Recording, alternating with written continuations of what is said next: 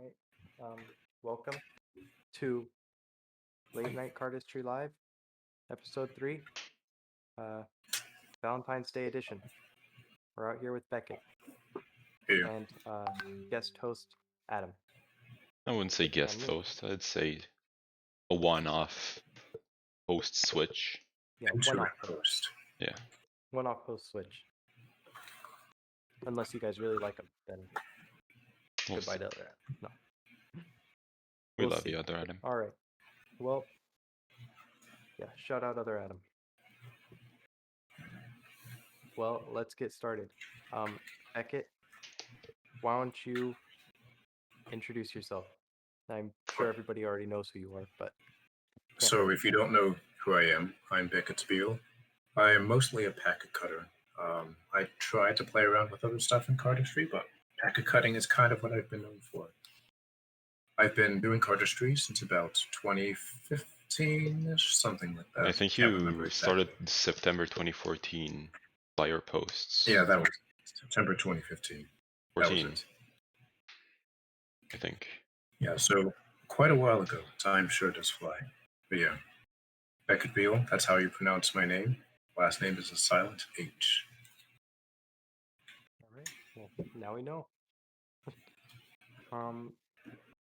Well, this is going to be a pretty loose talk. We're pretty much running off of notes and fumes. So, we'll go and what do you want to talk about, Beckett? Just pick Well, the first thing that comes to mind. I wanted to talk a little bit about, I guess, and broadly, my journey on Instagram as a cardist, and more specifically about the moves I created, because I think those are intertwined. The histories of the moves I make and how they're intertwined with that. So I'd like to start off, I think like most of the people who are here, most of us cardists, I also started from Magic. I started from Magic and I found some tutorial on the Sybil from Howcast or something like that. It was pretty awful looking back. Yeah, after that followed several months of learning cardistry from people like Jarek120 and Cardistry Academy before I found the real cardistry tutorials. And it really took off after that. And let's see, I believe my very first post on Instagram is actually my first creation. This was somewhere around June of 2015. Let's see if I can actually do it here. I literally have not done this thing in like 2 years. I think you It had was a just setup simple for it, thing wasn't there? called Geodesic. Do you, like? Yeah, I had a setup. Yeah. In that video, I had like one-handed ways to get into each layer of it. Yeah, and then but I had no way to put them together, so I just cut there. But yeah, around 2015, I created my first move, and it was that little display thing, and it took off from there. But So the what's longest, your sorry, what's your latest and greatest move? Let's compare. Where you were, latest where you are. and greatest. All right, I'll show you my first cut that I tried creating. I never finished it. This was the first one I tried creating. It was called Triagonal because it went. I can't even do this now, but it was an interlock cut, and I think I just had some generic closing. Yeah. But my latest finished cut is probably Torque. See if I can nail this first try. Probably can. It's like a year old at this point, isn't it? I think you showed it first in Christmas of last year, wasn't it? Yeah, I have newer stuff, but they're either very small Cumber things or they are. Actually, wait, is my latest cut Torque or is it Feldspar? I actually don't know. When you've been creating as long as me, the whole timeline things can get mixed up. Just forget. But yeah. I create very slowly. I often have a whole bunch of ideas. I'll show you this opener I've been messing with for quite a while. There's nothing I've really done with this. This is just to show that I am not sitting around doing nothing for months on end. Oh, damn. But yeah. That opener just reminded me of something I wanted to ask, which was I went through your entire feed like a couple of days ago. I noticed you don't have a single 5-packet move. Like you have one, which is double Trist, but then other than that, you don't have a single 5-packet. I have this, which is technically a 5-packet move, but it doesn't have 5 packets all at once. Yeah. I actually I submitted it for the BCA Friday post. If you don't know what that is, oh, I'm not going to explain. But I submitted it for the BCA Friday contest with 5 packet cuts, and the comments were a little bit controversial on whether it actually counted. Yeah, I don't think I intentionally don't create 5 packet cuts. It's just that the ideas that I have for cuts have not lent themselves to a 5 packet one yet. Yes, that is. So, do you see that as like an issue? Well, it's not really an issue. It's just kind of a creative, not really limitation. I'm not sure the word. Just kind of somewhere you haven't gone yet. It's So somewhere I haven't gone yet. Yeah. Yeah, and so maybe you will. I don't know, but maybe do someday. you think it's something like in your creative process that is like keeping you from reaching that, or have you just not pushed that far? Because I'm pretty sure you seem like you have the skill to do it. I would describe I it have no doubt. in a third way, as instead of being something that I've not wanted to create or haven't pushed far enough or is limited by my creative process, I think it's something that I just haven't ended up creating. Because what I do with packet numbers, I usually start out with an opener. I don't often start out with an idea for cuts because that's very difficult to do, for me at least. Yeah. And what I often do when I create is I pare down packets that are useless. And I think that what happens with a 5 packet cut is I often take out 1 packet that is just sitting there. And what often happens for more than 5 packets is I force myself to find a way for them all to fit together. So I think it's just that I really haven't tried creating a 5 packet cut, which is why I'm actually really interested to see how that opener I just showed you. I think it's 5 packets. Yeah, it 1, is. 2, 3, 4, 5. Yeah. I'm actually really interested to see if I can get this and make it become something, because I have 3 packets doing a main action of V shape on like a dance floor, for lack of a better explanation. Then I have 2 other packets out on the sides. I think I can make something interesting with that, but it's kind of a new territory for me. So you said you got you'd have a 5 packet cut and then you'd kind of get rid of the packet that's useless. Yeah, I wouldn't necessarily get rid of it because it was a 5 packet cut. It's just that the interactions I found always happened to be stuff that was suited for 4 packets, suited for 3 packets. Yeah, so it's difficult to reach that point of like every packet being useful. So, like, do you have like any move you feel like every single packet is exactly how you want it to be? And also, there are do you have several. a move maybe you aren't as happy with, where you're like, oh well, if you see right here, this packet isn't moving for like half a second, and that pisses me off. As far as moves that I've posted, there's only one move which I am not satisfied with, and that is cilantro. I can't really do the closer that well anymore. It's really hard to see. One of the problems with this move is the main action of it is a twisting between 2 packets in the center, a really cool twisting, where there's packets between fingers moving around. But the closer has a lot to be desired, and there's not much going on with the other packets. But I'm pretty sure all of my other moves, they are pared down to the point where I'm basically perfectly happy with how the packets are used. The only adjustments I make to many of my old moves now is changes in ideas with performance tempo, maybe some grip ideas. Because, for instance, with Alcubierre, I originally had a 4th finger grip here, but then I realized, hey, I can just grip it with the middle finger. And it just lends itself to a cleaner looking performance. So yeah, most of the old moves I have, I've been perfectly happy with how each of the packets move. The difference is that I think I've gotten better at making really good cohesive cuts over time. So would you say that in some cases, not only did you go from 5 to 4, but also from 4 to 3, if you deem a packet unnecessary?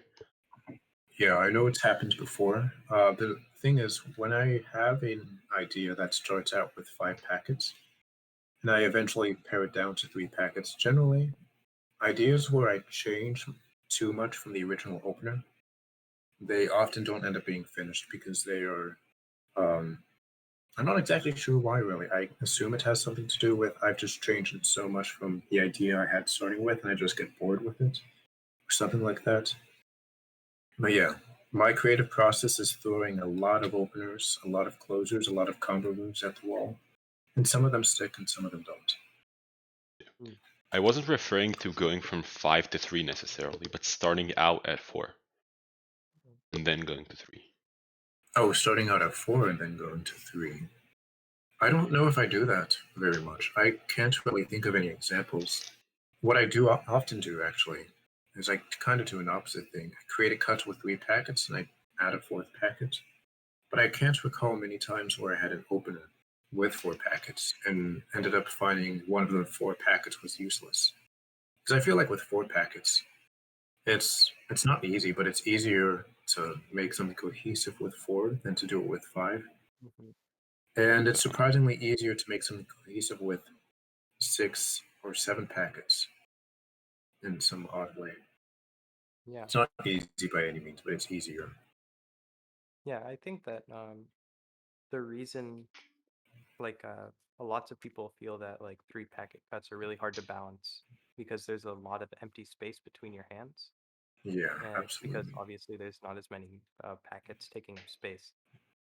Yeah, I think 4 packets is kind of like that magic number. I think most cuts are 4 packets, obviously, because it is the easiest. And 5 packets is a really difficult realm because it's hard to handle 5 packets. yeah. At The least thing for about 5 like the packets, average artist. at least for me, what I figure is that you have to put a lot more pre-planning into what you want from it to get something out of 5 packets. And with 4 packets, you can kind of mess around and find something. With 3 packets, you can find cool mechanics, but it's hard to make it, as you said, visually balanced. I think with more than 5 packets is the same with 4, where like you have such a limited amount of ways to go to that you just end up finding like the best way to get out of where you are. Mm. Yeah, So absolutely. because And 5 that's packets, why, you have a yeah, lot of packets, but also a lot of places to go. Like I know that for me, 5 packets is the cuts that I go through the most, just because of how many options I have until I find the one that I'm satisfied with. I find Yeah, that that's interesting. whenever you're creating, it's good to have restrictions because when you have many packets like Chestnut, that move was created in a single night, kind of by accident because I was binge watching shows. But it came together really well because there was only one way for everything to move, and that was Yeah. forwards. And I think that when you have restrictions on a cut, it's much easier, regardless of how many packets you have, to find something that you like. So, where do you draw the line at restriction? Like, do you ever set like pre-imposed restrictions on yourself? You say, well, uh, I forgot who it was. Lotus and Hand mentioned them a long time ago in an old video where he used like only one finger to use like for Oh, Yang some Chen, CCU. I think. Yeah, you know, you Yeah. Google.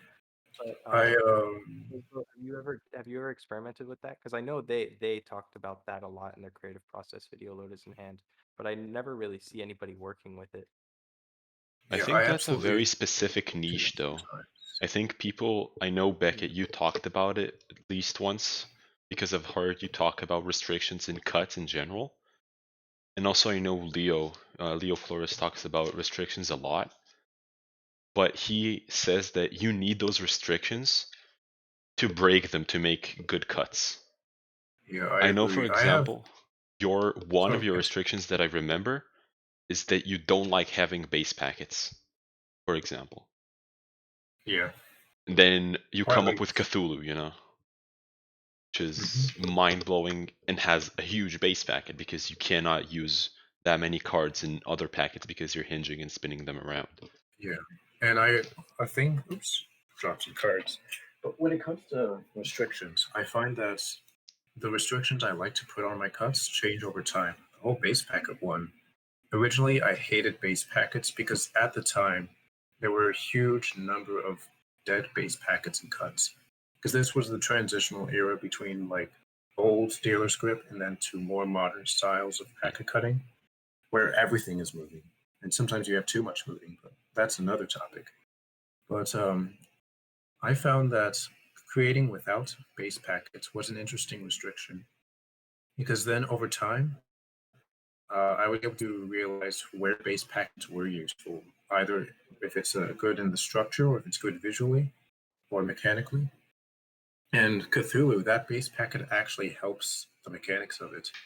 And so over time, I found that my more draconian restrictions from back in the day have lessened. But at the same time, I have introduced new restrictions every now and then. And I have this concept with creation called the creative toolbox. And it addresses an issue where many times when people ask a cardist how they create, it's a difficult question to answer because most cardists, they don't stick to just one way of creating.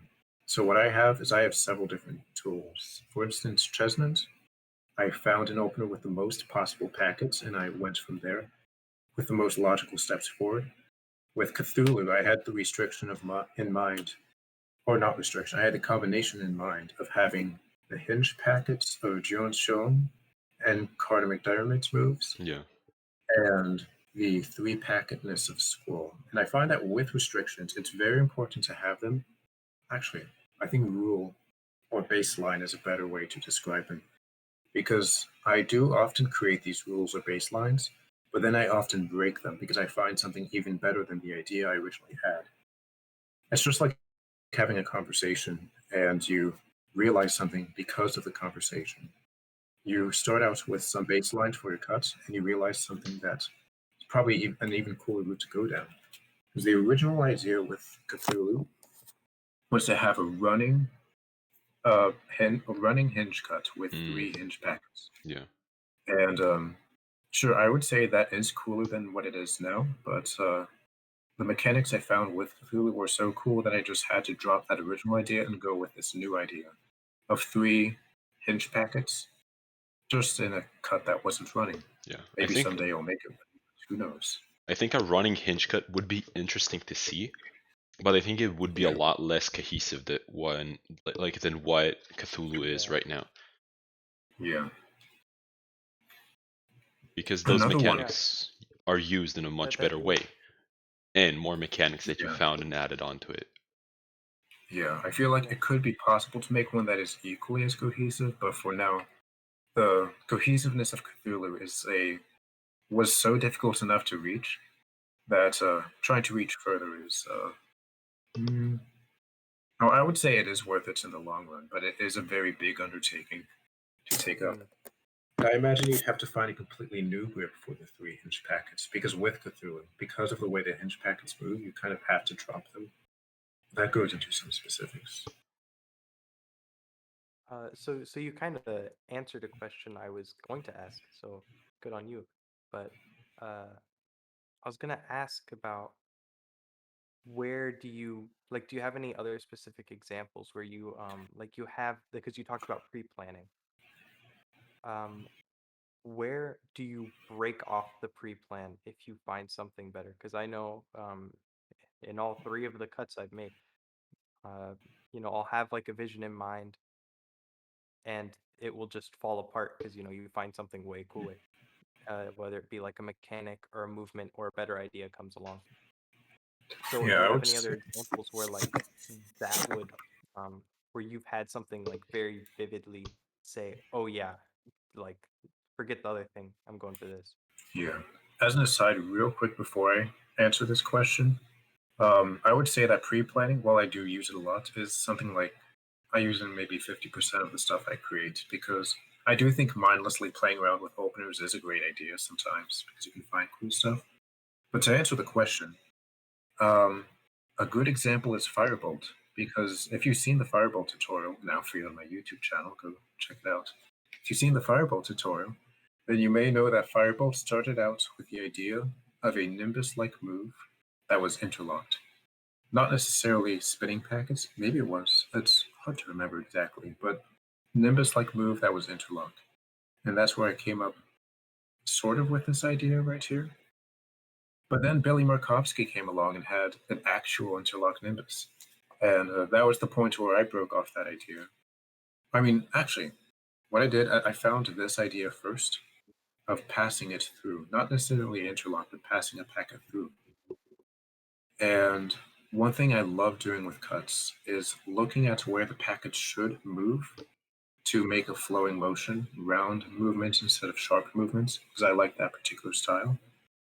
And with Firebolt, I just found that I could get those round motions much better if I ditch the interlock idea.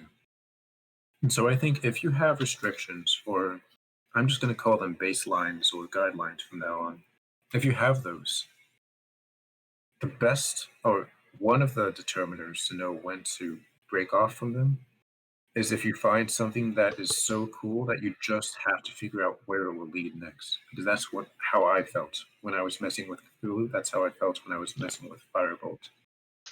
But I think sometimes it's not only that, but you have an idea, and then you realize it's just impossible to do.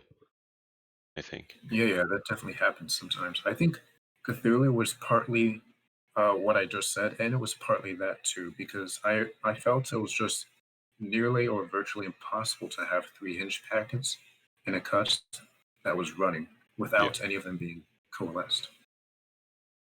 But let me change my angle for a sec. I have this move I'm working on right now, which for a moment let me get into it.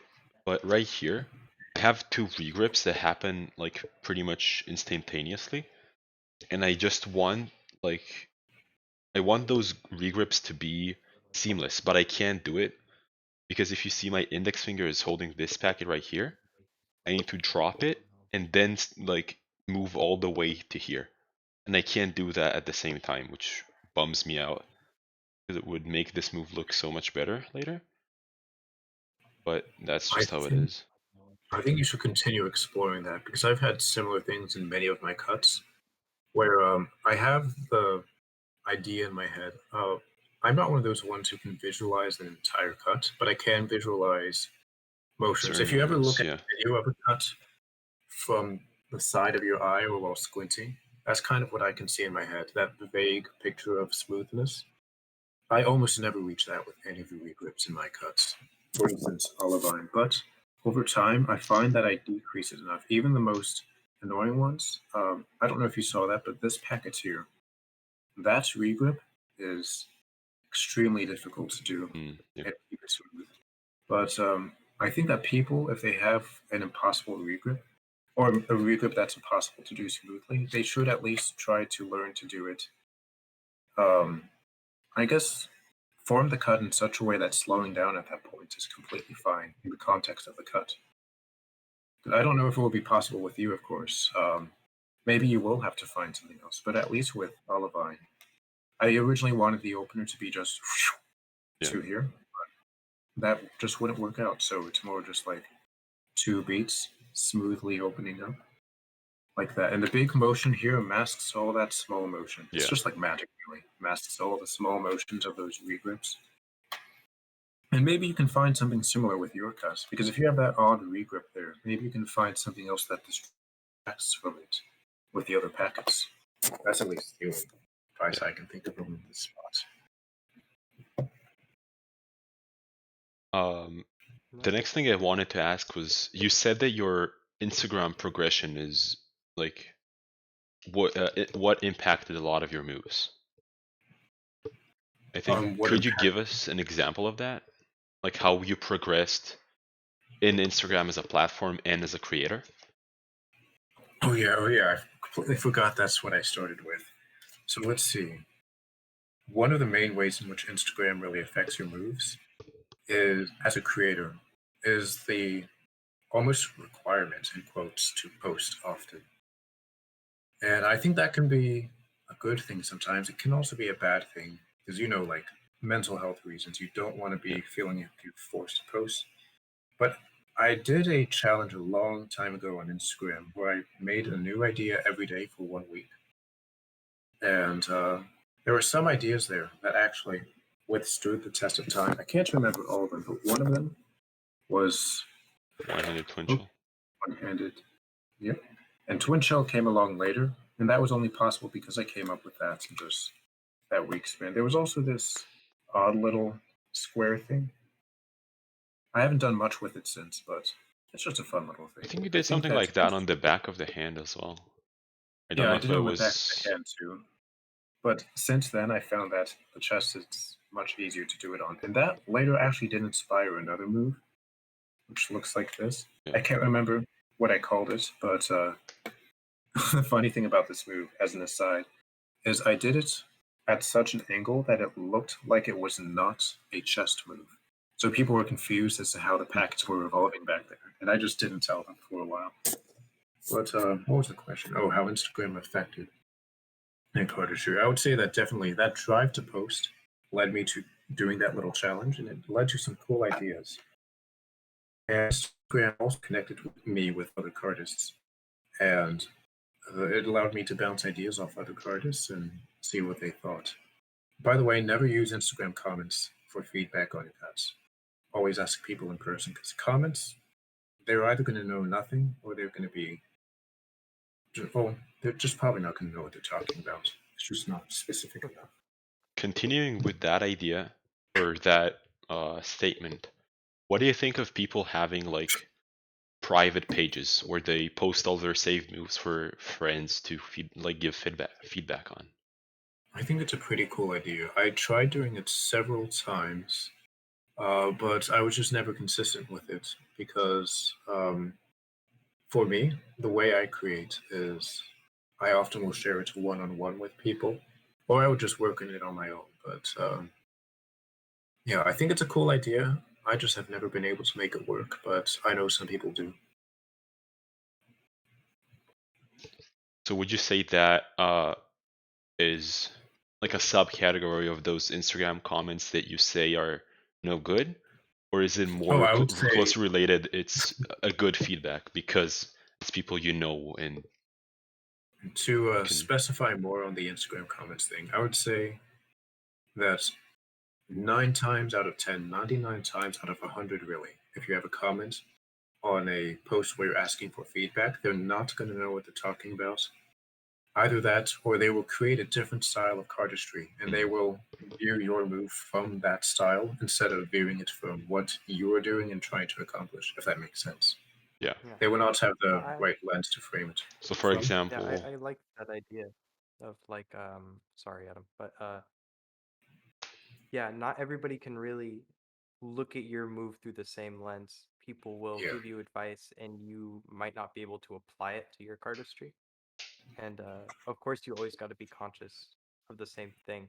Uh, the way I like to frame my advice, there's probably like 2 ounces of good advice I can give, but the little advice I do give, I try and think, knowing this person, how would I want them, where would I want that move to go for them? Not as if it was Mm. my move, but like if I saw this in a video, what would make me say like, holy shit, that's sick, instead of just kind of saying it's predictable or whatever the Yeah. hell. Because of that, I think unfortunately, negative feedback is much easier to give than positive feedback because it's very easy for most cuts. If you have a bad cut, most cardists, regardless of their style, will be able to identify, say, a packet that does nothing throughout the cut, whether it's visually, mechanically, or structurally. And it's hard to quantify what makes a bad cut, but there are big markers, I guess you could say, for what could be improved with cuts. And so, yeah, I would say it's much easier to tell someone what they should get rid of or change than to tell them where they should go, which is why I struggled with giving you advice on your cuts earlier. It's a very murky thing to go through, trying to go So, through so the what if lens you of found the your good artist. advice? So you definitely Where haven't am I? found it from Instagram comments, but Yeah, when I find it from everybody else. specifically, in terms of Instagram comments, I did find a lot of good advice from those um, private account things. Although I would say most of the comments were just my friends saying, "Oh, that's cool, instead of giving advice. Most of my best advice came from either Instagram DMs, Tiny Chat / Discord jams, or recording myself and being a very harsh critic of what could be done, what could be changed. Because when you do a move and you're looking at it, even if it's in the mirror, you're not going to see it for what it is because you're concentrating on doing the move at the same time. I would actually say my best criticism, as you could say, came from me just looking at my own moves on video and just saying, I don't like that, I'm going to change it. And I would say this is different from being a harsh. This is me specifically being a harsh critic, not a harsh constructive critic. That's what I'm trying to say. Because some people, when they try this, they end up being just like, oh, all of my moves are horrible, all of my moves are bad. That's no good. It's I don't know how to teach this at all, but I do know for sure all of my best innovations with my cuts have come from me just looking at my cut constructively and saying, okay, I want to do this little thing, or this opener looks better than this opener for this idea, or this closer looks better than this closer. And that's why if people show me their ideas for a cut, and if they say, I have these two closers, I always tell them, practice both closers until they're both reasonably smooth, take a video of them, Then and decide then what either looks come better. to me or look at it yourself. Yeah, Yeah. absolutely. Absolutely. I think a lot of that comes with just like everything in cardistry, it comes with time. Yeah, time. You know, Definitely. it's I know Trin, shout out Trin. He talks a lot about when like something snaps. You know, like it all pretty Oh much yeah. just happens. He said that happened like I think 2 years in or something, or after his first year. Mm. And a few people, not everybody, but a few people have said like, oh yeah, I know that moment where everything kind of just came together. You know what you want to make. You have the experience to make, you know how to learn essentially. Yeah, You know, I you would say, know how to pick up that advice. You know how to be critical of oh yeah, yourself without absolutely. just like destroying your destroying your moves. Uh, so do you have that kind of that little trend snap? I can't say it specifically because um, I think it's kind of happened over time. Because unlike Trin and I, by the way, have very different styles of creation. I have a very slow and patient style, and he has a very fast and just creating whatever style. Neither style is better, but the snap moment was more like just slowly just improving for me instead of just a snap Mm. because I often would I would have like two or three cuts at a time. That's always been how I create. But I would only ever be actively working on improving one of those cuts. I would be practicing the other two cuts, just getting them better to the point where I could start improving them. And being able to look at them critically happened over the course of time. I would say, as a beginner, focus on getting feedback from other people. Don't try the whole like personal critic thing until much later. I mean, try it out, but don't rely on it until you've gotten a lot of experience with comparing your critique of your own moves to how others critique your move, if that makes sense.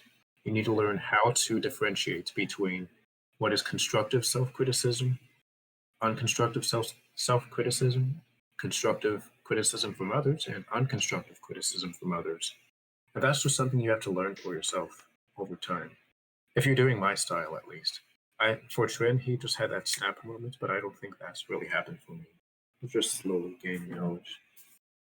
So, can you maybe pinpoint that little points of just, you know, you pick up a little something? Like there isn't one moment, but you know, maybe Hmm. there's a few things that you just came across where whether it be like the first movie you're really happy with, or one thing I always ask to more experienced artists, because I'm not that good, is what was one of the moves of somebody else's that you learned that kind of built the foundation for your own stuff? Because Hmm. I taught I have I'm this has been said before 1,000 times, but I use like the creative pot. You know, you learn all your moves, you learn all your mechanics, and what you do with all those mechanics, you know, your little mechanical soup, you pick out the parts that you like and then serve it in some, that's a really long analogy, but Yeah. you know what I Yeah, it mean. You makes know, sense though. you have to take all these mechanics, stuff you build, stuff you take, stuff random stuff that just comes along, openers, moves. So is there any, basically what I'm trying to say is, are there any moves that you learned from somebody else that that helped you? Whenever people ask me what move should I learn, I always tell them I tell them not to overdo, not to marinate in the dealer script or any one style. And that's talking about both the old and modern styles of both. don't marinate in what's very, very popular. Look for the niche Cardist. I think the whole Cardistry Touch portrait thing where they had like that interview video with Cardist, that was very, very powerful because that introduced me to Antoine Commerce. I'm not sure if I pronounced that right. But he talked about that idea, and that's what in the video he actually talks about one of his moves. Oh, actually, wait, I'm confusing things. He had an article on whoshuffleslikeThat.com, which is unfortunately down. You can only access it through Internet Archive. But he had an article on there talking about how, in his style, he tries to make sure every packet has a purpose. And that's what planted the seed in me. Oh, that sounded bad. And that's what planted the idea in my head of having cohesive. Antoine's article on how to make cohesive cuts is where I got that idea of making cohesive cuts. And not just cohesive cuts as a nebulous concept, but cohesive cuts in the sense that if you remove one packet, the cut does not work. And if you add another packet, I think it couldn't. Yeah, if you add another packet, it doesn't work as well. And so I would say that if you want to learn moves from other cardists, go to those Cardistry Touch videos, the portrait videos, watch them, look for one that really inspires you. Go to the Internet Archive and search whoshuffleslikeThat.com. See if there's any cardists there, or go to anywhere where cardists have talked about how they create or concepts like the whole idea of cohesiveness, and then learn their moves. You Because saying Antoine's that? Sorry, continue. Yeah, and sorry. Yeah. So Antoine's project ATN was the most helpful for me. You saying how to realize that a cut is cohesive just made me realize that one of my moves, let me show you. So this move right here is, I pretty much made it just like thinking about what spinny grips I can add, right? And so I have this 5 packet move that's very, like you can see the phased inspiration, but then I added this grip from Squall, right? The thumb and pinky. And I just realized that, you know, I use the base packet to spin both packets. I use this bill packet and this scissor packet. Like, for example, right here, I drop this one to spin this one over. I know it's not the best angle, but I hope you can see that. And then again, I drop the scissor to spin it again. And if I drop any one of the spinning packets, it just, the move doesn't look good. You know? Like, without that packet, it's just like knockoff, bad phased. Yeah, I would add to this.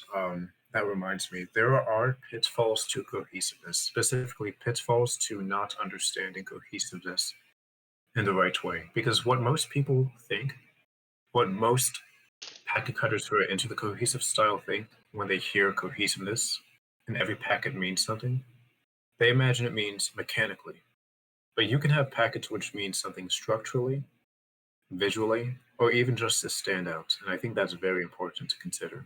Because some people, they think of, oh, you can remove this packet and the cut still works. But sometimes it doesn't have that balance, that visual balance, doesn't have the structure. Just things like that can go away. And I think that if you are searching, I think that all cards really should pursue the cohesive style, but have that in mind, that it can mean many, it encompasses more than just the mechanics of each packet interactions. Let me You think. just answered a question I was about to ask. Yeah, about that's again an interesting road to go down about, you know, at what point is, you know, when is the packet, you know, when does it really have a meaning? If And it's like there are no hard rules for it, but it is just something you learn over time. You talk to other cardists, get their opinions, you contrast that with your own opinions, and over time you eventually get a better sense for it. In a way, that whole idea of comparing your opinions with others and I guess calibrating it over time or whatever, it's kind of the foundation. Every now and then I will talk about how creativity is kind of like logic, really. Because in a way you're saying, okay, what logically looks good to me, or what looks good to me, and see, it's hard to explain this really. because I'll say, what can I change with this cut to make it look good to me? And often I will have something simple like, oh, I can remove this packet, I can do this other motion, I can do this closure instead of this closure. And in that way, it's kind of logical in an odd way. Any logicians are probably yelling at me saying it's not actually logic, but I would say that creativity is a lot more. It's a lot more thinking about. I guess it's a lot more about weighing things than people would realize, because you can do the whole spontaneous creativity where you're just letting your thoughts flow. But I do think that comes with time. It's much easier to do that after you build up practice in that more logical style of creativity.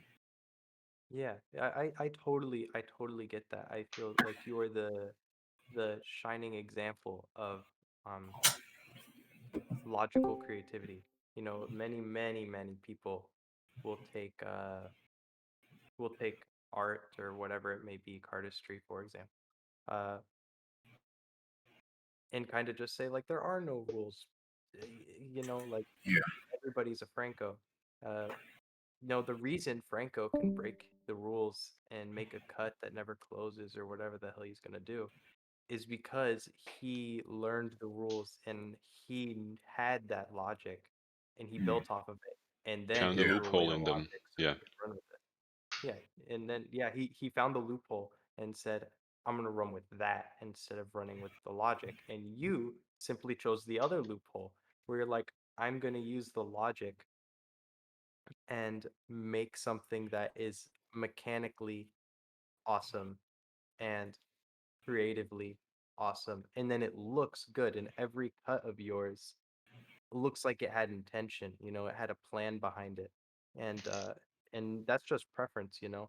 um yeah. It's I like know all the lots of advice I people. give is just preference. That's really all it is. Yeah, yeah, it's all preference. So I think that's such an interesting parallel, you talking about like this is the perfect parallel, like talking about when Franco is saying like there are no rules, never close a cut, do whatever the hell you want. I mean, obviously, you know, you're not just gonna spin a packet around and call it a cut, but you know, he was really implying take it as far as you can.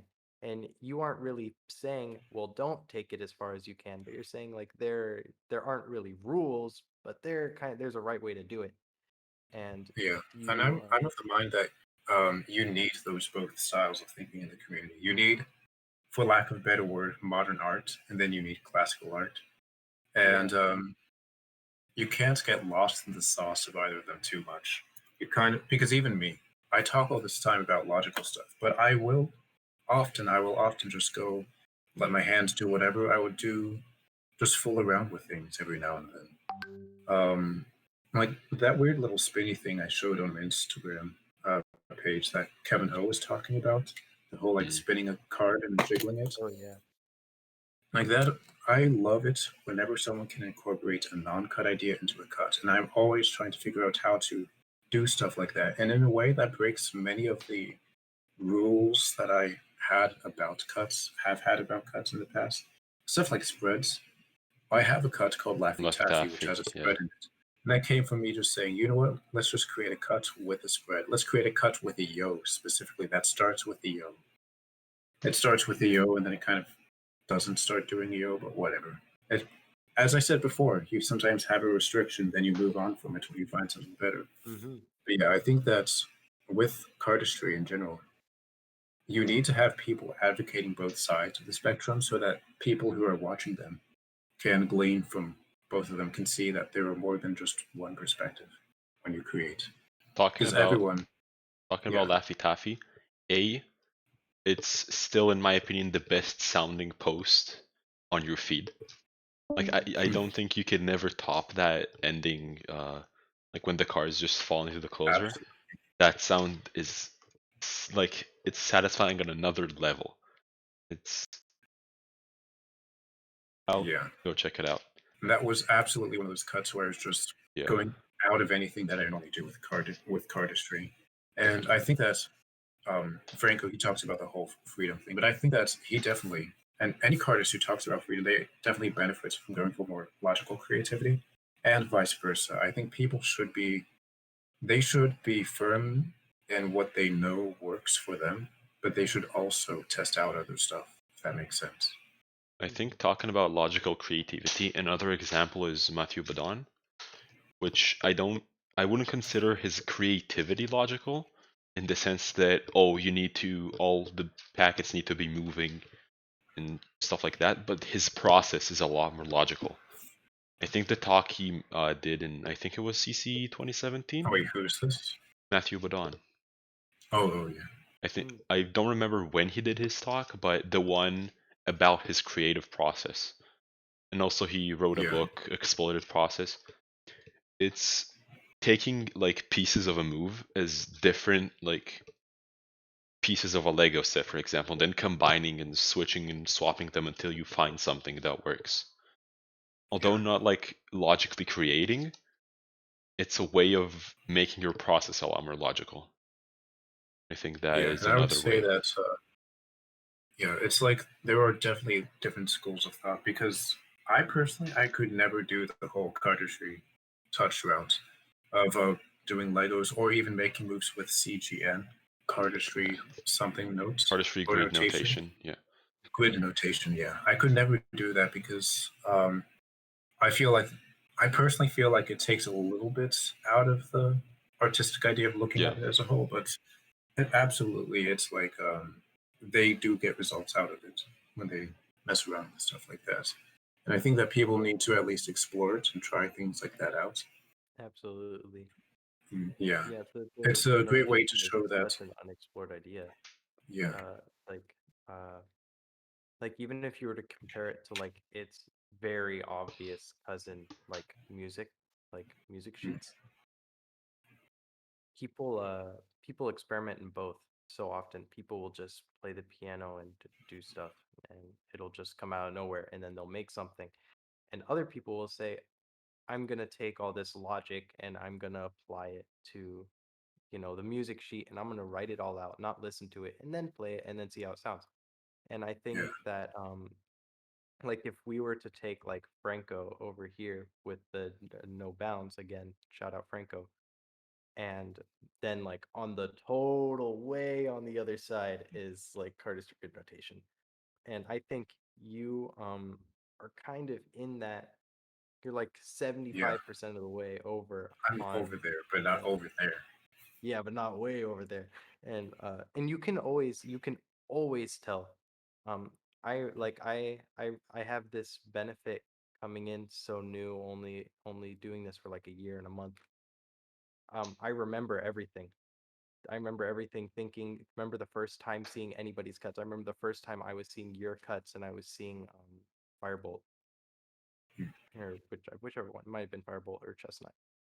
And I remember thinking, oh yeah, he had a plan behind that. It like vividly, and it sounds like I'm planning that out because of course we're doing a talk about creativity logic. But I remember it. I was like, yeah, that guy totally had a plan behind it. And I remember seeing Franco teach in his crawl tutorial, and I was like, whoa, that's weird as hell. How do you do that? And then you see, Matthew, who's over there doing his own thing, like jumping everywhere. He'll be super logical, cardistry good notation, and then he'll go do the Franco thing. yeah, And you can tell by his style being so varied, being able to make stuff like middle out and then make other stuff like whiplash. yeah. And I would say And related. Oh, sorry. oh, go ahead, go ahead. I would say related. When talking about these schools, sometimes the conversations get a little bit heated because some people Oh yeah. say, "Oh, it's horrible to break down cartridge to this. Yeah. Oh, it's like stupid modern art to say there's no boundaries." And I think that, well, for one thing, that's a little stupid in and of itself to like get all in a tizzy over what is card flipping. But I think that it's important to realize that no matter what style you pursue, they all get results. They just get results that just differ in ways which are sometimes hard to quantify, but can be seen on the zoomed out perspective, if that makes sense. Mhm. I think Yeah. we were talking about pretty much just packet cutters right now, like up until now, Matthew, Franco, Mhm. you, and all of those schools of thought. But then again, we talked about lenses of other cardists. And I think, for example, I know very well, like me and Burger are really good friends. So I know his creative process is thinking about a move, finding out if it's possible, and if it is, he'll just practice it until it's like complete and he can perform it. And I Yeah, think in packet cuts, because a move has so many moving parts, I think that's a lot harder to make. But for example, like making a cut and then being like, oh, I can do that, like just having that thought in mind. Like I would give an example. Yesterday, me and Burger jammed, and I showed him some like just impossible move ideas I just came up with, and like threw it at him. I was like, what if you take a fan, you toss it in the air, you somehow tap these corners, the fan flips around, and you catch it in the other hand. He just started trying it, yeah, yeah. and That's exact. I had such a similar experience with Burger. I was telling him about. I wanted to make a cut where all the packets unfold across your arms, and then they're they're um they're lined up like this, and then you close the whole cut by having all the packets roll into your hands. And yeah, Okay. he started trying, and that's perfectly that's a perfect example of Burger, shout out Burger, who has this lens of like crazy XCM stuff. Um, Yeah. like doing a backflip, throwing a card, fan flipping, all this stuff, and he does that crazy XCM stuff. And you can see how like there are way more lenses than you would think there are. Like really pushing the boundaries. You look at Nikita, shout out Nikita. He's incorporating magic and cardistry, and he's able to make moves, where half the deck will waterfall into the lower part, or just crazy stuff like this. And it's so interesting to see these schools of thought. And you think like it's easy to put you on that creative spectrum, and it's easy to put like Trin, Adam, myself, any of us to put ourselves on that creative spectrum. And not saying that these guys are like objectively way better or worse. I mean, they're all objectively better than me, but like everybody else, I don't know. Uh, where do they find themselves on that creative spectrum? Where does Nikita end up on Franco, or does he end up way on the other side because he's incorporating I this think highly technical magic stuff?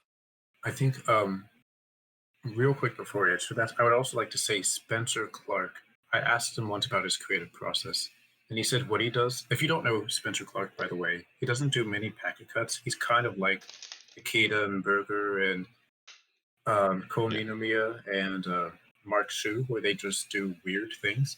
His process is trying to think about one genre while doing another one, like thinking about fans while doing springs, thinking about shuffles while doing cuts, which is where his bridge symbol comes from, if you've seen that before. But to talk about how they could fall on a spectrum, I think we kind of need, in a way, um, like two axes, if that makes sense. Like there's the logical side, and then there's the Yeah, free flowing side. Then we have the axes of um, I would have to find a better word for this, but how ambitious, and ambitious means specifically whether you're willing to, whether if you are presented with a move, whether you're going to try and figure out how to do that no matter what, or whether you're going to throw a whole bunch of stuff at the wall and see what sticks, if that makes sense. Yeah. yeah, this is perfect. Like that's exactly, I've had that idea, what you just described, in the back of my mind forever. I'm so glad you put it into words. Um, Yeah, yeah, like a compass, almost like a political compass, but without the arguing, where we I have, mean, there could be arguing like arguing in that as well. they're still arguing, Don't but rule it out. hopefully not as bad. We'll have that lot. I want to write this out. This is the next Cardistry Gang yeah. project that's coming. But I like, want to add to that too. yeah, go ahead, go ahead. Very important. I think if you guys don't know this, Burger is pretty much the reason I started Cardistry on Instagram because I wanted to like all of his Yeah. posts. But a lot of my packet cuts, a lot of the ways in which I created were inspired by Burger and that idea of he creates moves so, I guess you could say, Oh, outlandish. so good, really. So good, so outlandish, so unique. Things that just pop to your mind of, well, that's pretty crazy. I wanted to do a lot of that with packet cuts. And I would say the the idea of burger chart coming up or being presented with weird ideas and then trying them out. I would say I'm not quite that ambitious, but I would say that whether you're a packet cutter or not, that does not necessarily determine where you are on that grid. Because Burger and I'm pretty sure we would be, um, at least on the ambitiousness axis, we would probably be Way up, pretty way up at the similarly top. up Yeah. there. When I create, because when I jam with people, and this is the importance of jamming, because people present you with ideas and you'll present ideas to others. Um, Often you'll come up with crazy ideas. There was one thing I showed this to Burger once, and it was shown to me by Hader. If you don't know who Hader is, he's an amazing cardist. He is like Burger in terms of the outlandish stuff Yeah, he does. but Um, way more logical, I think. Like his ideas are yeah, well constructed. and I also think that if we are doing this grid thing, we need to have like either boxes or amorphous shapes to show where cardists are because Hader, he is super ambitious, but he also has a whole bunch of ideas he's working on all the time. Or at least he has a whole bunch of ranges of things, if that makes sense at all. But I think that one of the things he showed me and that I showed to Berger was going from that fan and spinning both fans. Oh yeah, Cool. Doing like this kind of fan spin somehow, some way. kind of like a prism mechanic. I think that would be possible actually. Not when thinking about prism and how like Andrew gets into the double prism spin. I think it's pretty Yeah. similar grips as well, so I think it should be possible. Just the fact that you need to stretch your hands out a lot more because the fans take a lot more Yeah. surface area. And Jaspis has a fan spin like this. And so that was, Yeah. I forget, what was I talking about to lead to that? But I was leading to something. I can probably look at that later. I just forgot. But yeah, we were talking about something to get to that. But I know that, yeah, we were talking about the whole how great it is when Yeah. people share ideas with each other. Yeah. Because, oh, I guess if I were to make up a point to what that tangent was leading to, it's that even sometimes, even the most ambitious people, whether they're a packet cutter or not, can have something that is so ambitious that they Yeah. completely almost give up on it immediately. Because as far as I know, Berger, he did not even contend with the idea of doing that for a bit. But I think it could be possible. I'll bring it up to him next time we jam again. I think it would be fun. You remind him of it. Unless he's been working on it, who knows? Yeah. He could. If something's if like it's weird to find that realm where if it's too ambitious for Burger, is it even possible? But yeah, I'm still thinking about where I think that could be a really useful tool to have that kind of political compass for cardistry. Again, without the politics, that logical like cardistry grid notation, Franco, and up here the ambition of Burger, and over there with like I'm not exactly sure what would be at the bottom, but We have to come up with a better name than ambition. yeah, I think yeah. okay. Two things to add, Excelente. I think is one thing is it shouldn't be like a grid. I think if you know like for example like in sports games, for example, where you have this like circle and they have for example stamina, speed, like a lot of skills in a circle, I think that would fit more than a grid. Like having because it's not just two axes, there are a lot more variables that you can add onto it. Gotta work on this. This is Yeah. gonna be sick. And I'm gonna write this down. I'm gonna rewatch this, and I'm gonna go through the whole thing and see what I can do because this. DM me about it. Maybe we I can make do a group legit. chat and talk about it. Beckett, dude, I want to talk about this.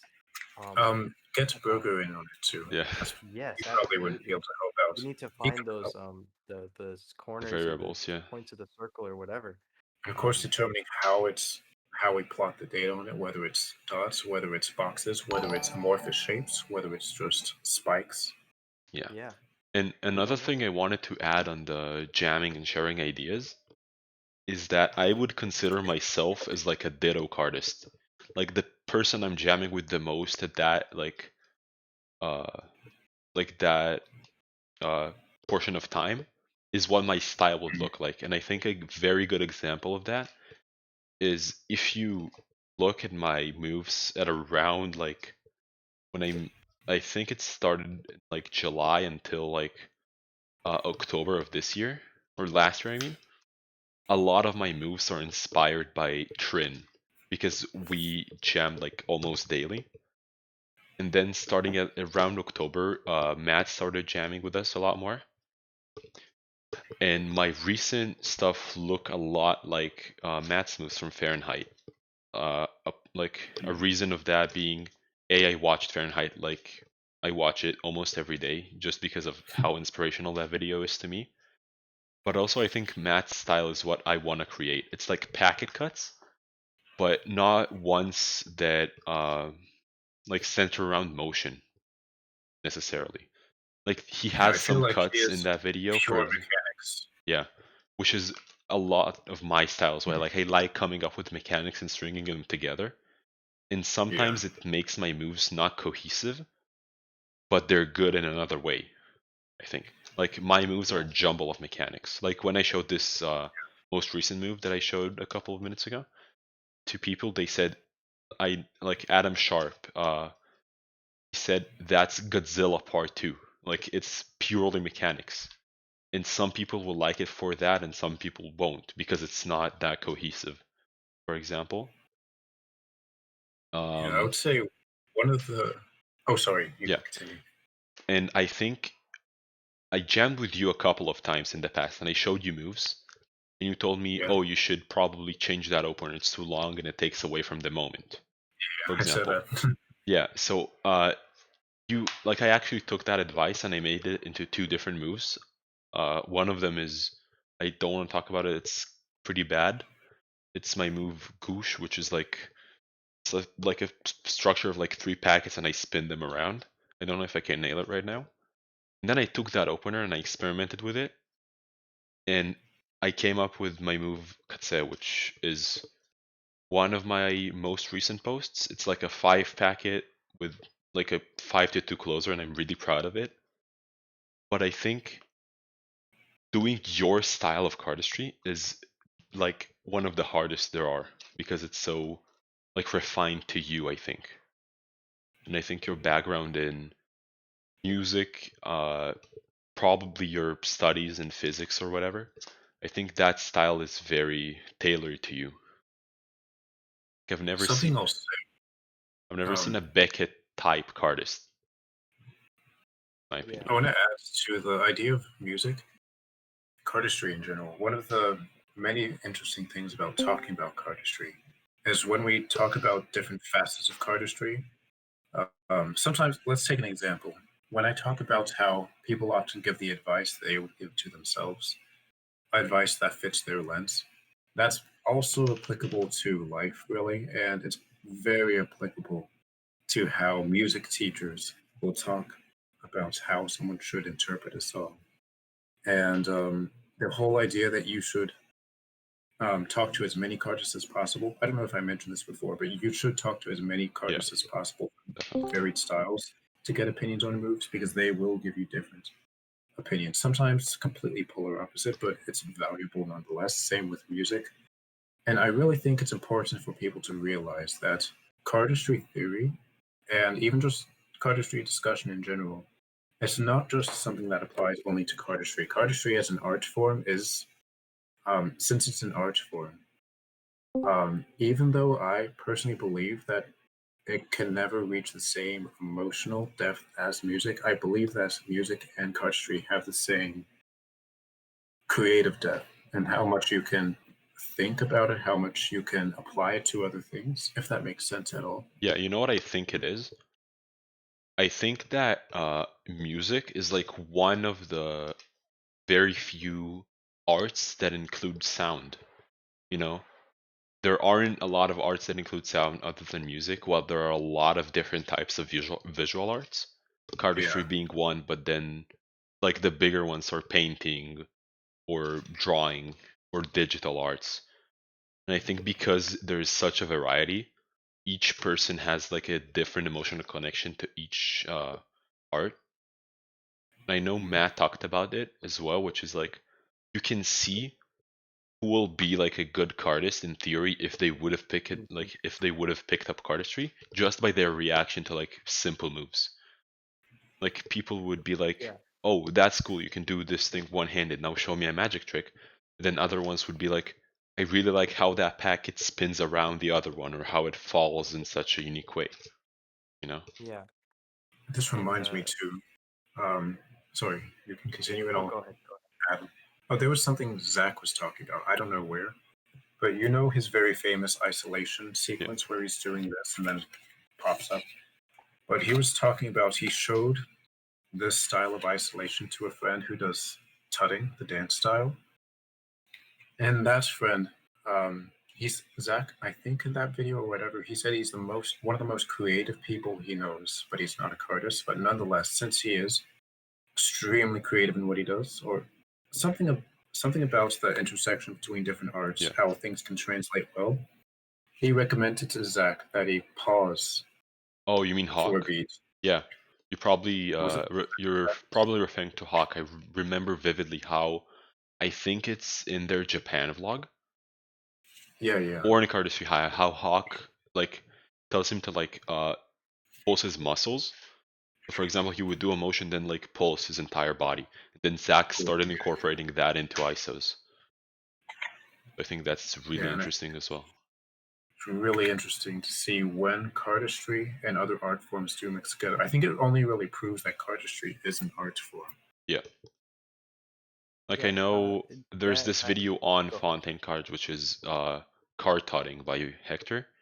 Like it's pretty much just like a different style of cardistry, of Yeah, course, but it does incorporate, you know, finger tutting in it. I think that's a different like a different type of incorporation is a more technical incorporation because it's like you're yeah. literally using another art form and other, like I wouldn't say mechanics, but movements that other art forms use, and not Yeah. like, you know, taking bits and pieces of other stuff. Such a good Like video. yeah, I actually still do the whole like thing he does where he like does Spock, some you mean? sort of like, oh no, the thing where he like goes up, Your down. your camera is Does, frozen, so you can't really see it. oh, let me turn it off then Yeah. on. Can you see me? Yep. Oh yeah. All right, so he does this thing where he does that, Yeah. something like that. I love that. It's like tutting and cardistry, and it gets such good reactions out of it. Sam, you were saying something earlier? Oh, I was gonna talk about like pretty much third time today. Yeah, you pretty much just got where I was going. Have you ever had, you know, I know you don't really have that snap moment where everything just clicked, but have you ever had maybe a moment where you've seen something in another art form and you've tried to bring it over? Like you play lots of piano. I would And say I don't directly bring ideas from those into the creations themselves. You I know bring what? it into the That reminded me way I of think something about that I wanted to ask you as well. I'm sorry that I'm interrupting. This just popped into my mind. You have a very old, not a very old post, but I think it's at least like 2 years old. That you made a small move and called it etude, where you just like made a move to strengthen your ring finger or whatever. So it. Oh that's one yeah, example. I wanted to ask if you made any more of them, but I've never made any yeah, more. I honestly got a little bored with the concept, to be honest. I yeah, because etude means exercise or study. No, study yeah. means I study. mean, of course, it would But be yeah, more boring than just doing a move, yeah, I flushing it out. honestly got bored with that. But hopefully, someone someday will be like the Chopin of cardistry and create etudes that are Yeah. actually like, I guess you could say they're good cardistry moves because that move itself, I don't really think it's that good of a move, but it does do what it's meant to do. I think, But you someone know what? will be able to create both Another idea utilitarian. pitching for people to make Yeah. like tutorial series for more advanced artists and not for beginners that won't teach moves, but would teach certain mechanics, like not as the mechanic itself, but to strengthen some sort of thing. Like for example, make like a lot of moves that have a lot of clips in them, so you'll get more used to clipping cards without them sliding all over, or stuff like that. I Yeah, think that would be very interesting as well. it would be a That's cool thing pretty to cool. try. Someday I do want to. I was actually, I made a poll on my story. I asked people to fill out a Google form. I was going to make a 3 episode thing on for advanced cardists on how to think about flow in Oh yeah, cardistry. I entered that. I remember that. Yeah, I haven't gotten around to it because it's just a lot of stuff to condense down. But yeah, it was a similar idea of creating something for advanced cardists. Sam, can you tell me what that question you said earlier was? Um, oh yeah, it was about You're bringing yeah. So stuff from other you art kind of you forms. answered. Yeah, you bring Oh yeah, stuff in from other art forms, so you may not yeah, you may not consciously do it, but have you ever kind of caught yourself thinking, like, it's a pretty long shot. I would be really surprised if you have, but have you ever brought something in from a different art form and been able to utilize that in cardistry? Or maybe it's the other way around. I would say I don't often distill ideas from other art forms into a cardistry move, but I do often bring ideas and inspiration from other art forms and just other things in general, media, just interesting things like that. I bring them into the creative style I use. For instance, there was this move called Karma, which has crossing fingers in it. The reason I created this move was because I wanted a move with crossing fingers. And I would say this applies to the naming of moves. The naming of moves is very, very important, in my opinion. The reason I named it Karma was because I was looking at this, and this is a duplicitous gesture. It means you're like lying or like being sneaky. And there was this character from the same anime I was watching while doing Chestnut, who is rather duplicitous, named Karma. And so I thought, hey, that's kind of a neat little thing right there. Yeah, but then crossing your fingers has a double meaning, as it can like also wish like you were hoping for something, like wishing someone Oh, luck, yeah. crossing your fingers for them. So yeah, I thought that would be Yeah, maybe you interesting can if make a someone could sequel create using the same a thing and just name it like good luck or something. yeah, that would be cool if someone created a cut with 4 packets and crossing fingers that they called clover or something like that. Mm. Hey, But good I idea. think that when you apply stuff from other things, oh, this is a topic I really like because I play with ideas of how to. I play with ideas in my creative toolbox a lot because I said before I don't have just one creative process. I have many, and I have several creative processes, ideas for them that I have not been able to make work, but I do want to make work. And I'll throw them out here now in case people can make it work. The first one is to create a move based on a word you like. For instance, I like the word serendipity. Serendipity means just luck through happenstance. Now, I think it would be cool if someone had a knacky move which seemed almost lucky, but it's hard to explain. But distilling the idea, the concept of a word Yeah, into a move itself, That like would be I get very what you're Banhammer. interesting. saying. Banhammer was another idea I had. Yeah, Where I have a, sorry to interject, but I do have a pretty good example of that. When I was first starting out, I did the exact same thing, and I didn't know anybody did that. Um, yeah, Shout out my mom, she's sitting over there. But uh, I asked my mom, like, what's like a word that like the first word that pops in your mind, what is it? And she said like a couple, and one of them was chase. mm, And I thought, that's really good. And since then, I've been on this quest from like month 2 of Cardistry to make a two-handed cut where I can get 2 packets kind of chase each other around my Okay, hands I and have have like a an old structure move. in the middle. I have a very it's an old move and it's terrible. Like I don't like that move at all. It has that yeah. concept, and I named it like named Tofeset, which is the Hebrew word for the game tag. Let me see if I can still do it because I Oh don't yeah, you practice told it. me about this. But I mean, the move came first and then the name, but it just reminded me of it. So I think I went here, yeah, and then you have these 2 packets like rotating around each other here, and then wait, let me uh and that there, and then I utilized this mechanic again.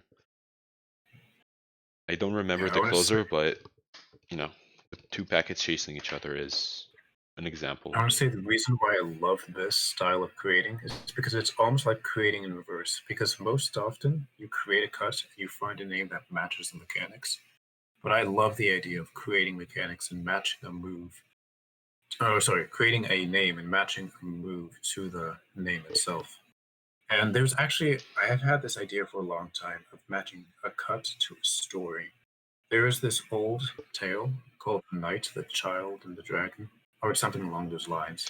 It's the first story where a dragon was shown as a protagonist or in a sympathetic light. And the story, if you don't know it at all, it's generally that the knight, the child, and the dragon, they become friends, and they dupe the townspeople into thinking that they'd slain the dragon. At the end, they all go off into the sunset holding hands. So I thought of the idea of, can I make a 3-pack cut where the packets almost seem to be fighting, but then at the end, they just go together in such a satisfying way. It's like they're going off holding hands in the sunset.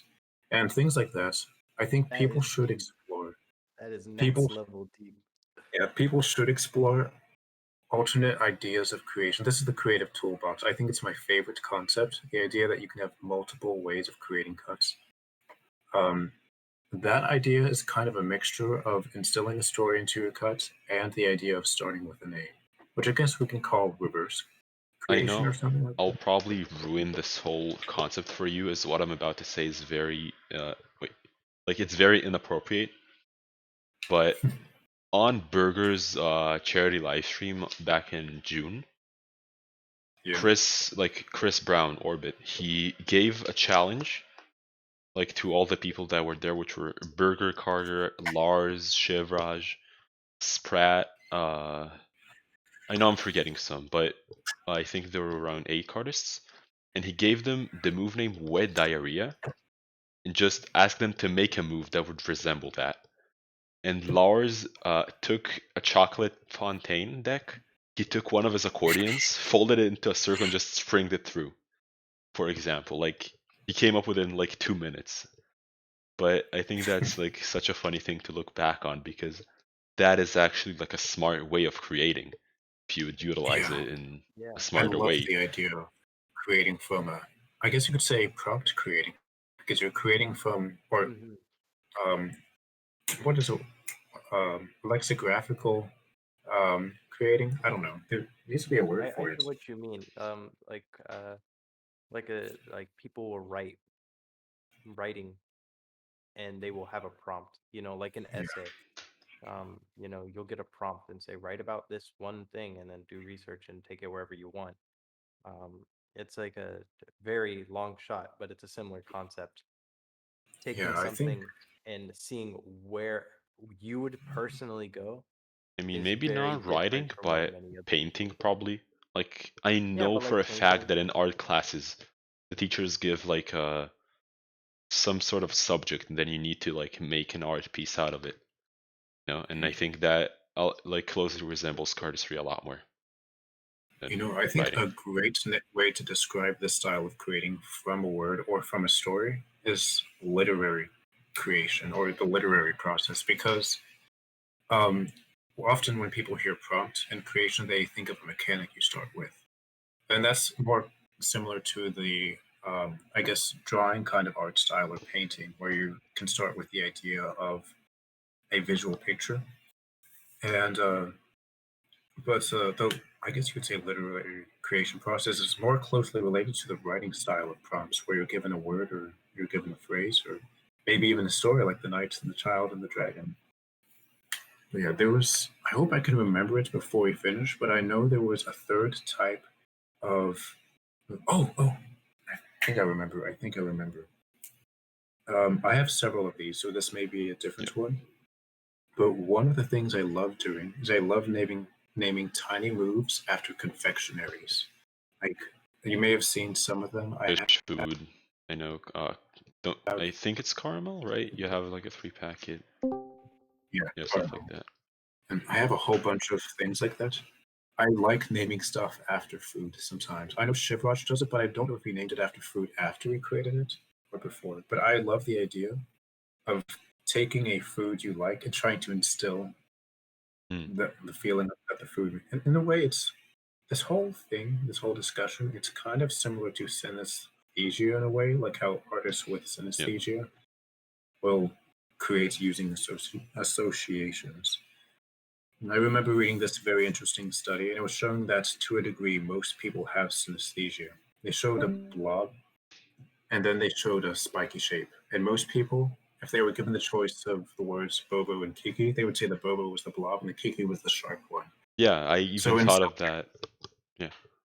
yeah, I think that people can definitely harness this innate, less small or lessened type of synesthesia into their cardistry.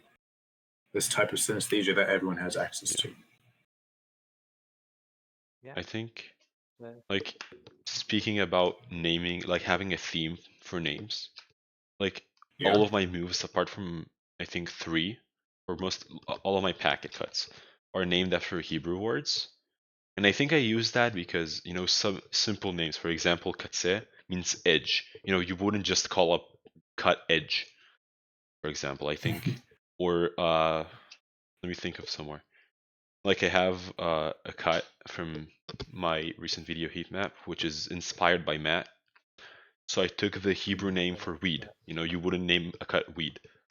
And I called it yarok, which is it's like another name for weed. It means like the word literally means green in Hebrew. You wouldn't just call a cat green, stuff like that. And I think like stuff like that having like a theme for your names. I think for you, you don't have like a theme, like I don't have an thinking overall about it. theme at all. Yeah, but you do have an overarching theme of having some sort of like relation between the name and the move. Like for Yeah, I know example, some people. chestnut Yeah, it being doesn't like always a work. yeah, for example, chestnut being like a combination of chessmore and heisnant because it's a 6 packet cut. Yeah, Or inspired like by their two styles. yeah, stuff like that. You do have an overarching theme of having the names mean something. Yeah, Probably and I would not say the all of them, reason but for that, or I always kind of did that from the beginning, but what really solidified that for me was a talk. I think that it was Matthew Baudouin's talk with Patrick Barnabas. And Patrick mentioned that Tobias told him that the reason he named Flirt Flirt was because, oh no, the reason he named Prince Charming Flirt oh yeah, was because because Prince Prince Charming is the Charming, only one that can flirt with one hand. yeah, It's Oliver, and by the also, way, of not course, Tobias. the thing about Patrick talked about the name Flip Phone made Flip Phone even better. Yeah. And I think that solidified the idea that names are as important as the moves themselves. There's a similar concept. I'm not going to go too much into detail on it because I'll distract myself. But I believe if you're making a display move, the opener is just as important as the Yeah. display itself. Yes. But back to names really quick. I already distracted myself. What were we talking about? About having an Names, overarching their theme for relation. names. For example, you have Yeah. the I would like say wordplay and stuff like that. I'm going to throw out some more ideas of how I came up with names for cuts so people can mess around with these. But one of the things I did, I created my first move that I created with Sybil, which one of my rules was to avoid Sybil at the beginning. Yeah. And because it was just so common at the time. But I created this move and I originally called it Luddington because I read about this woman named Sybil Luddington in some history book. I completely forget what she did or what she did at all. And this is one of those cases where creating references in your moves doesn't always work out because collapsible is so much better. Yeah. And of course, firebolts. If anyone knows the history behind it, If you don't, it's just go watch the essentially video. yeah, it essentially is a diss towards Chase Duncan, a good-natured diss towards Chase Duncan, and Feldspar, all of that stuff. Feldspar X. I'm going to tell this story because the only reference to it is one comment section on one of my posts. But I created Feldspar because I was naming moves after rocks for a while. I Yeah. had Olivine, I had Feldspar, I had Sphalerite, I had Bismuth. a whole bunch of ones. Bismuth, a whole bunch of them. But yeah, Feldspar. I named it after a rock because I thought that was a cool looking rock and I had a cool looking cut. That was all of it. But for Feldspar X, I wanted to call it Feldspar too at first, but then I was looking at rocks, this little booklet I had, and it said rocks in terms of hardness are measured on the Mohs hardness scale, which at the highest level is X. 10. Yeah. Because Yeah, it's the 10 or hardest variant X. of Feldspar at the time. I remember that. Yeah, absolutely, yeah. And that's why it was named Feldspar X. And of course, Feldspar, that was, I don't know why, but I'd seen a meme recently of the whole "This is Sparta," and then I was doing Feldspar, and it was like, it just clicked, that Yeah. idea of calling it Feldsparta. No real reason at all. And I feel like people should be simultaneously, they should approach names and treat them as just important as the moves, but they should also treat it as a joke in a way. Like it can be anything you want. You can make it have any meaning you want. It can be a meme, it can mean a reference. Definitely. Schmaulin is a meme Yeah. compilation in a cut. Finna Smash and Shaolin, right? Finish It, Smash, Shaolin, and there was one other, but I'm forgetting it right now. But yeah. because I didn't like I joined like I started doing cardistry in mid 2017. I think I Yeah. wasn't there for the Finna Smash, so I don't know the original move. But I did hear about it, so I knew like roughly what that name meant when I first heard it. Yeah. Another one which was named really well, in my opinion, was Alcubierre. And many people may not know why. And that's because originally I had a move called Color Drive, which was basically Alcubierre with one less packet. And I just simply said, hey, guys, suggest some names for this. And a guy, Jesse Shia, he became famous way back when I started because he was like 9 and he was doing complex moves. I don't know what he does now. I should actually check. But he said Color Drive. I said, oh, that sounds really cool. I like names that sound really cool sometimes. And so I named a Color Drive. And when I came up with the 5 packet version, which now is actually the version I do, solely the version I do, I had been reading about this thing called the Alcubierre drive, color drive, Alcubierre drive. It's this physics concept. Yeah. I'm not going to go too much into it, but it's a way to travel faster than light, possibly. Who knows? But yeah, that's how that came about. Tesseract, that was easy. You have a 4th-dimensional object and you have 4 packets in a square shape. Yeah. And the angles of these square packets kind of resemble, rectangular packets kind of resemble the end of a tesseract you will see in many textbooks. Yeah.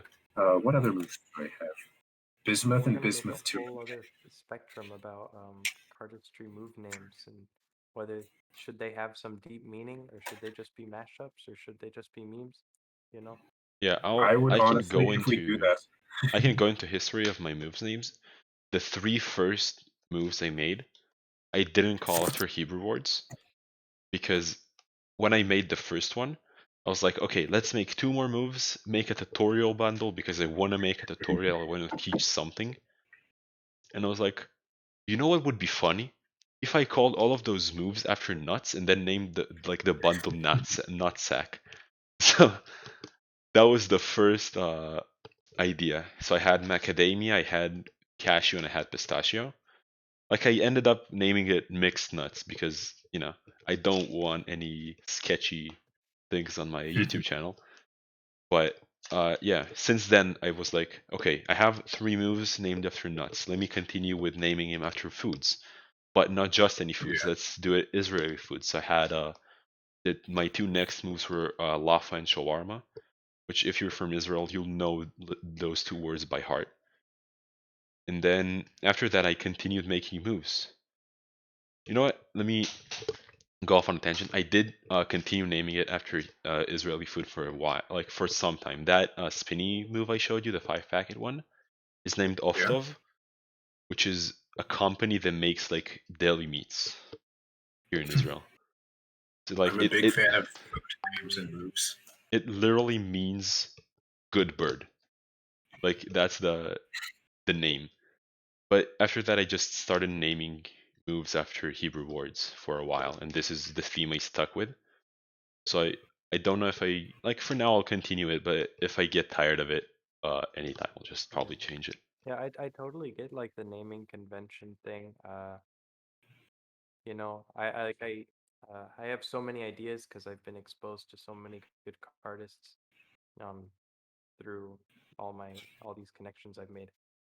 And so like yeah, you get those ideas of wanting to make a move and making a name that like lives up to the move, or maybe the other way around.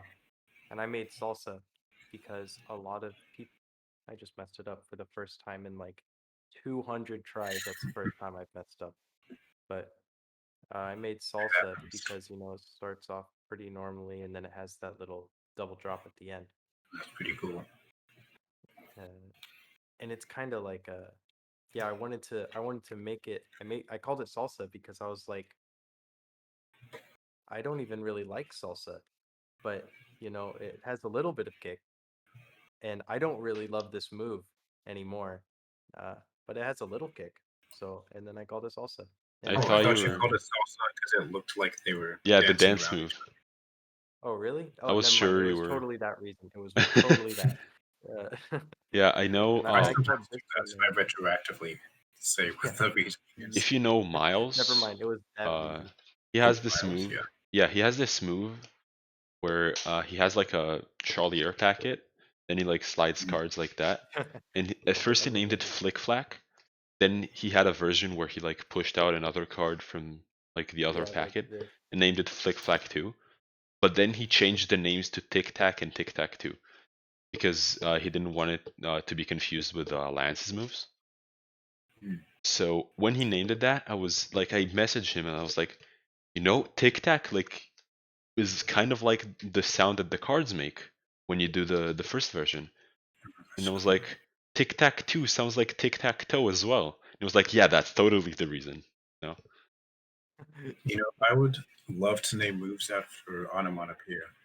I would love to have a move called Kaflump, where it just sounds like Kaflump, or like bang or ping pong, things like that. That's another great idea that people can test out and do better than I have done with so far. But related We to live what in the you wrong just said, timeline. We live in the wrong timeline where the spring is not called just like. it depends on what kind of spring you're doing. If you're doing the ugly diarrhea sounding spring magicians do Yeah. from the shortage, or if you're doing the Yeah. Chad Cardis spring. Yeah. But yeah, this is related to what you said, Adam. I used to be of the mind that people should try to name moves and keep them separate, not have two moves from Yeah. two different people with the same name. But more recently, this is another thing that I took inspiration from another art form. I was thinking of music because in music we say, "Oh, this song, let's say it's called Waves. Yeah, Waves, by whatever. blah blah blah." And I was like, if we can do that with music, why not do it with cardistry? It's like there's literally no reason we can't. Yeah. And so I'm of the mind that if you want to have a move name something, if you want to name your move Sybil, go and name it Sybil. Yeah. You're probably not going to make it recognized, but Yeah, the thing go is, ahead. there are moves, for example, Sybil, or I would go back to Flick Flack. Like the move is cemented, it like is such an. Absolutely, For example, Flick Flack I think was shown first in Arcadia. That was premiered in CC19. So everybody knows what it is. For example, Kashmir by Oliver, everybody knows what Yeah. that move is. So when people call it the same name, I think it like the original move jumps into mind, which is not what you want to have. If your move is more impressive and you're 100% sure it would be a classic, go ahead, name it that. But yeah. I think it would drive confusion even if you use like the artist's name. Yeah, I believe that move names should be policed by common sense, not by committee. Yeah. And I actually had a experience with one of my moves. It was called Walkman. There's the Walkman too, but that's difficult to do. But it was just Yeah. a little thing where based on Elliot Slevin's move, just like that. Because it's like, the Walkman disc player. Yeah. And then Yeah. Daniel Lin, he posted a move where he had like two cards going Walkman. around. Yeah. He called it Walkman. He later renamed it to Globetrotter. And even though I think Globetrotter fits better than Walkman, at the time I had said in the comments, "Oh, I have a move named Walkman," and he changed the name because of that. But that actually was the interaction that made me reconsider why we really care about move names. And there was this. I used to talk to Dobby before he actually became Dobby. He was originally called Me and My 13 Cats or something like that. If you didn't know, his it's very wild when you talk to someone and give them advice on what they could do to improve. Yeah, and then and then they take it and run with it, and you almost do not recognize them. But anyway, he he and I kind of had a good-natured argument about the whole thing because he was of the mind that I am of now that there should not be any policing with move names, and I was like, we should try and keep move names separate. But then after that whole like Globetrotter thing, I felt a little guilty about that. I had told Daniel, "Then you should change your move name." And then I'd done on my next Q&A story Q&A. I talked about that more, but I also talked to Dobby. I've looked for his account, and I said, "Oh, I reconsider this." Blah blah blah blah blah. And funny enough, later when I messaged Dobby after he became Dobby, much later, I recognized him because I saw that previous conversation. Yeah, kind of funny how things just link together. Yeah. I think Yeah. Dobby himself has like probably some moves names that other people have used, but now he cemented to himself. For example, Yeah. Tokyo Drift. I know for a fact there are at least 3 more moves named that. Like I know I've seen more moves that are named Tokyo Drift, but Dobby did such a good job with that name. Like if you know that move, it's the one where like he has 3 packets like this, and then one is just like slaloming around the other 2. And I Yeah. think cementing the concept of a Tokyo Drift into a move, he did it so well that now it's his move name. Like you won't call a move Tokyo Drift just because of that. I think Slalom's there a is beautiful word. like this. Go ahead. It's Use kind of it. like an unnecessary hoop. So you're now in like the school of thought, like, oh yeah, like what's the point, Like they're just move names. Yeah.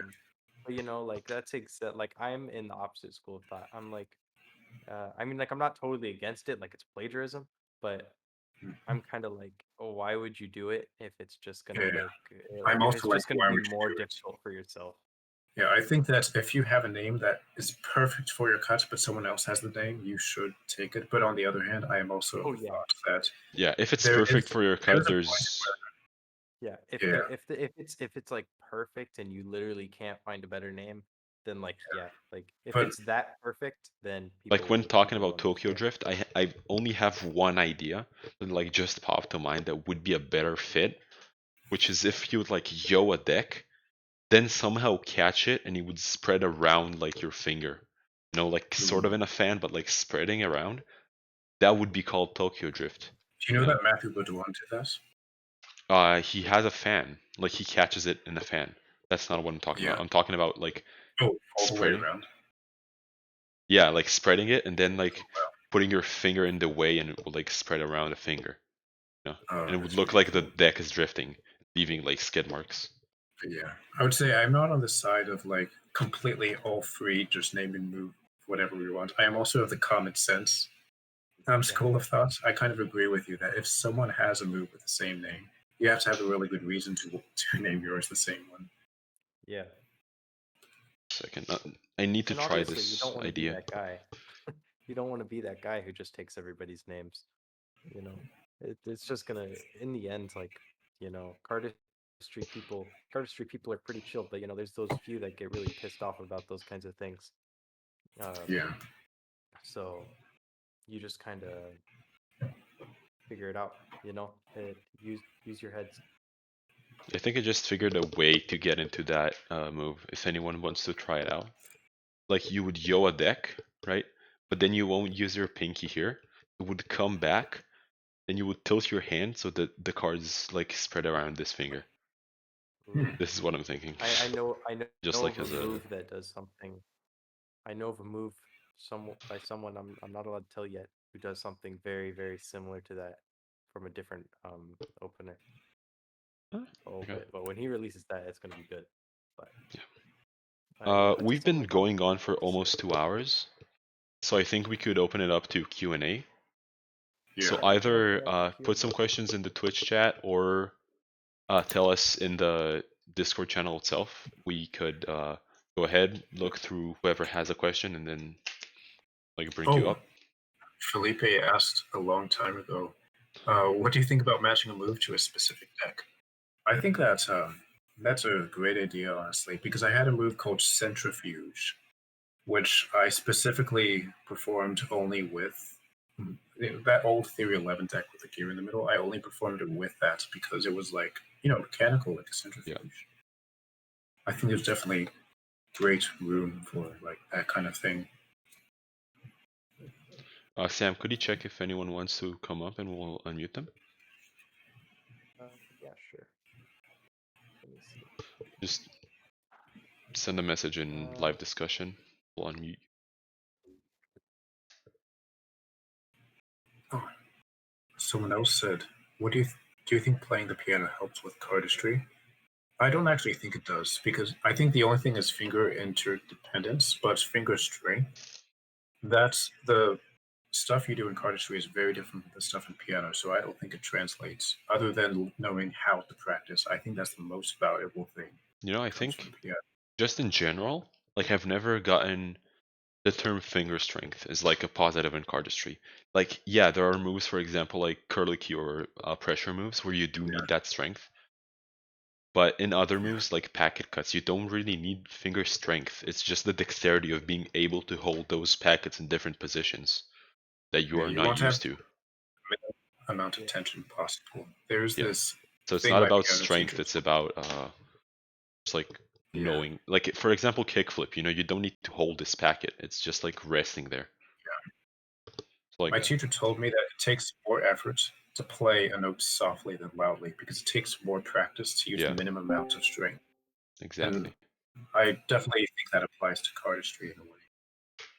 You don't need to, like, if you would hold a packet too hard, it would just bend, You don't need the strength for it. You need the ability to do it. That's something you kind of got to remember, that not everybody connects the dots immediately. I didn't, because I didn't really do any other projects that required a lot of dexterity. I think a very good part, like a good example, is, for example, I think your move, Fracture, that old one-handed move you had, but also Sib's move. I think it's that way too big thing, where he has a grip that's like this.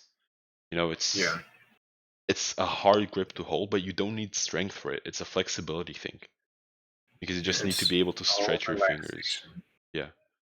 It's all my entire style, my entire ethos when practicing is I actually practice with my eyes closed and I film with my eyes closed, if you didn't know this. Because That's interesting. I think it's far more important to be able to feel how you do it for a long time before I do that pre-work. Because you want to have there's different levels of muscle memory in piano. If you are learning a song through muscle memory, you might have it down in muscle memory, but you might not have the emotions and feelings. You might not be visualizing it. And that is another step above. And I try to reach that step above with my cardistry. Because you want to be so relaxed, you want the move to be so ingrained that you can add the things that you know will improve the move. Kind of like how you add things to a song that you've practiced for ages. By that you mean like finger flares and stuff like that, right? Yeah, things like that. I don't really do finger flares, but some people do them pretty well. But yeah, stuff like that. Stuff like what the fingers that you're not using do. That's very important. That's what where you hold it. You main don't want to be doing cardistry by your crotch, for instance. Yeah. Okay, well, this sounds, we got 10 more minutes. We just want to have a little bit of time for a jam. Nobody wanted to come up for Q&A. Yeah, this has been a really good one. It's been a really fun, So is really good. My thing at 4 was canceled, so I'll have more time for the jam and that's right. Stuff like that. Oh, nice. Yeah. I think, Beckett, if you want to shout anything out before we shut everything down, just like your Instagram or any other projects incoming, go ahead. Check out my Instagram, check out my YouTube, because all my tutorials are on there and people keep DMing me asking where they are. It's just my name. Also, check out Haider, HAIDER.N.AHMAD. Check out Haider, because he's really, really good. DM him, tell him that Beckett told him to post more. Okay, will do. Just rating his DMs. Yeah. So this VOD will probably go up a little, hopefully, sooner than the other ones. since we're having this on Twitch, and we've made sure our recording won't mess up this time. Yeah. Um, This would be really a good pain one. to edit. Yeah, yeah. This is about 2 hours, but we will definitely Beckett out of all the other guys who've been on there. No disrespect, but you had a lot to say, and I definitely want to have you on again because this was really fun, and I'm seriously going to work on that cardistry compass. I think that next time, one thing I might talk about, if we have a next time, we probably will, is how to have a cardistry discussion, or even how to move a discussion Yeah. along in cardistry or in anything really. How That's to interesting yeah. as well. branch things off, do That'll And be we have extremely a useful. prime example of how you managed to do it. So Yeah. Yeah. All right. I Okay. been Well, fellas, it's been real fun. Late Night Cardistry Live, episode 3, Valentine's Day edition. It's over. Valentine's. We'll And it's a wrap. see y'all next month. It's a wrap.